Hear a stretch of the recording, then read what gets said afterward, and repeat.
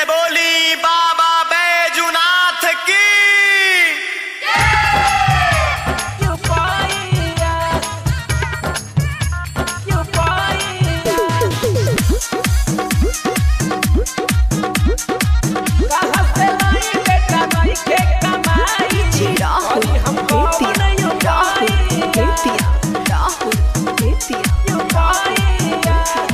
यसो के जाई पापा हम बाबा धाम हो, होई ना हमारा से घरवा के काम हो, होई ना हमारा से घरवा के काम हो।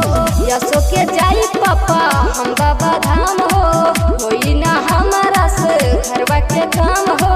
देदा ना हम के रुपैया रुपैया, कहाँ से लाई बेटा नहीं के कमाई, करी हम कवन उपाया। कहाँ से लाई बेटा नहीं के कमाई, करी हम कवन उपाया। उपाया उपाया,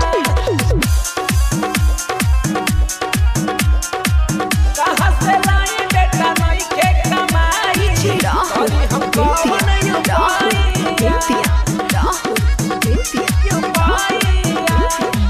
ये प्रयास हो करना निराश हो, लागे न देव तू जाए ये पापा कह गइए देव का कि देव घर न जाइए देव का कि देव घर न जाइए देव का।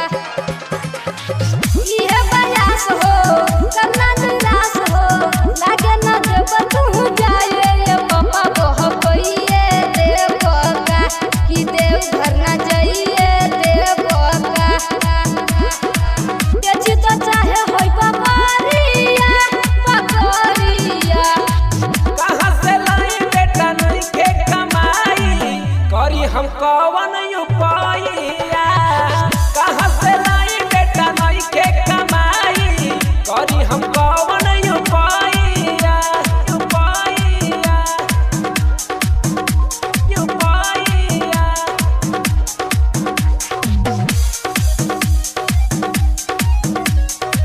कहाँ से लाई बेटा नहीं के कमाई, करी हम कवन उपाया।